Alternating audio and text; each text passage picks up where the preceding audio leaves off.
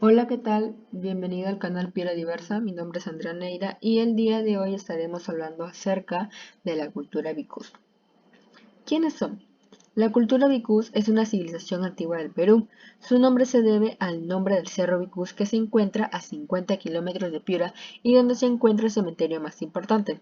Justamente esta cultura se ubicó en la costa de los valles de Piura y una parte al norte del departamento de Lambayeque. Se desarrolló entre los 100 a.C. y 400 después de Cristo aproximadamente. Cronológicamente se ubica entre la cultura Chavín y Mochica. Cuando hablamos de su factor ecológico, hablamos de que su zona arqueológica se encuentra ubicada en la cordillera occidental y el mar.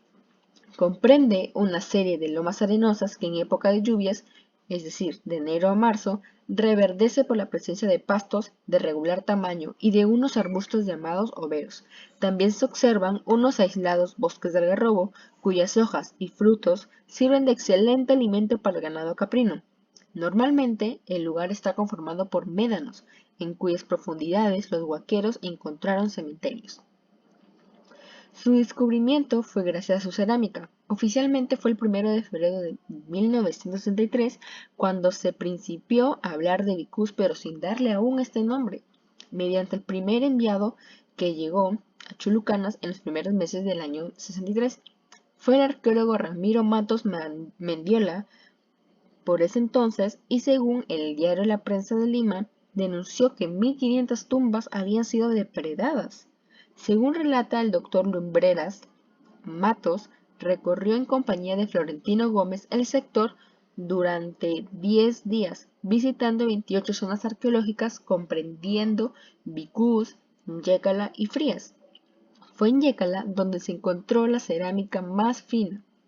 Pedro Felipe Cortázar, en su obra documental Perú, en el tomo dedicado a Piura, al ponderar la cerámica Vicús por su belleza, colores, técnica y acabado. Dice que nada tiene que envidiar a los jarrones chinos de la dinastía Ming. En cuanto a su sociedad, hasta ahora los arqueólogos no han podido ubicar las viviendas de sus habitantes. Solo se conocen los tesoros dejados en las tumbas a falta de pruebas. Poco se puede decir de esta cultura. Los investigadores señalan una fuerte presencia en la sociedad, donde los únicos que podían usar joyas y elegantes vestimentas eran los varones. Las mujeres, en cambio, aún las de la nobleza, solo podían vestir de maneras modestas y sin elementos que distinguieran su pertenencia social. La proteína de su dieta adquirida era de la carne, de llama, cuy, pato y conejo del monte.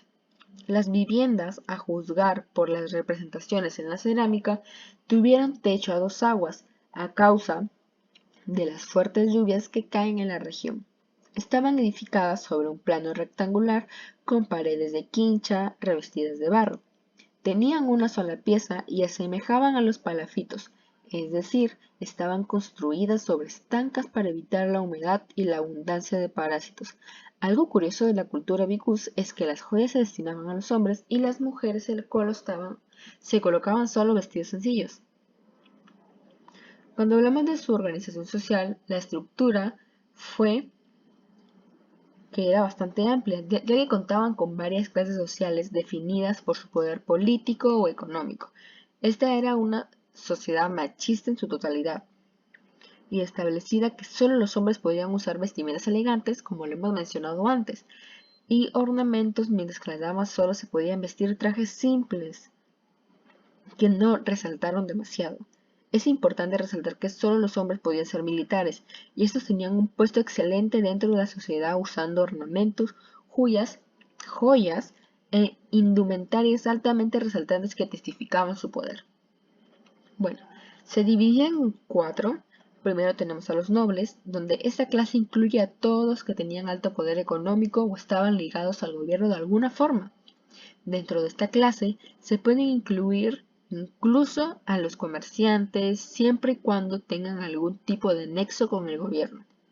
Luego tenemos a los militares.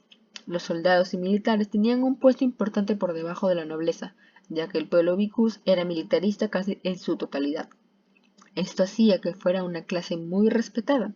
Los militares usaban una gorra que asemejaba a una corona. escudos y macanas como armas de defensa y ataque. Los comerciantes, esta era una clase muy importante también, ya que eran los encargados de controlar el comercio que surgía en este pueblo. Trabajaban de la mano de la clase agricultora para mantener viva esta población y hacer los trueques necesarios para su subsistencia. Trabajaban de la mano de personajes del gobierno, quienes autorizaban los trueques e intercambios comerciales. Por último, tenemos a los esclavos. En la parte más baja de la organización social encontramos a ellos. Esos eran por lo general prisioneros capturados en guerra y su función era adentrarse a las cuevas a recolectar los excrementos de las aves para poder realizar el guano, que servía como abono para sus trabajos de agricultura. En cuanto a su agricultura, ganadería, pesca y economía, hay numerosas piezas de cerámica que representan frutos de la tierra como calabazas, sandías, melones, chirimoyas y zapallos. También frutas como el payar, también tenemos que sembraban el maíz, la yuca y el algodón. En sus piezas de arcilla se reproducen pescados, cangrejos y conchas. La reproducción en alto relieve de un cangrejo sobre una plancha cuadrada de 11 centímetros de lado trabajada en cobre, que pertenece a la colección de Mujica Gallo. Los alimentos los colocaban en vasijas de arcilla o en mates de calabaza, como hasta ahora se usan. Se cocían en ollas de arcilla y el agua lo mismo que la chicha. Se guardaba en vasijas de gollete largo y angosto como las cantarillas, que hasta hace poco se usaron. En ellas los líquidos se conservaban frescos. En la Sierra Piurana existían llamas. Don Ciencia de León, cuando llegó al Perú, encontró muchas llamas en San Miguel de Piura instaladas cerca del Monte de los Padres. Se consumía su carne y se utilizaban para transportar cargas de poco peso. Hay huacos que le representan llevando leña y depósitos de agua. Su lana y su cuero eran también utilizados. Al igual que en el resto del Perú existía el cuy, el pato nativo, y se consumía igualmente carne de ciervos y de sajinos. En cuanto a su economía, al igual que la gran parte de las culturas y civilizaciones costeras, la basaron en la agricultura, ya que pues cultivaban el maíz, la calabaza, payar y zapallos y algunos frutos secos, como ya lo hemos mencionado antes. Contaron con sistemas de riego avanzados que permitían sostener los cultivos durante todo el año. También se dedicaron a la caza y la ganadería. Y por último, hablaremos de sus canales de riego.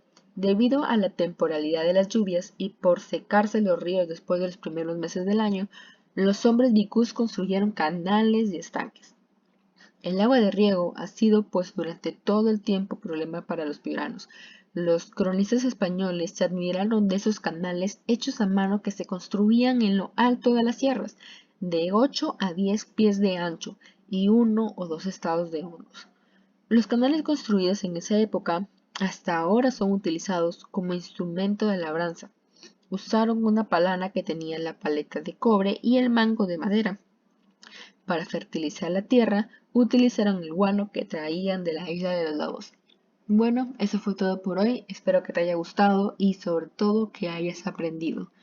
No te olvides de suscribir al canal y nos vemos hasta otro próximo video. Bye.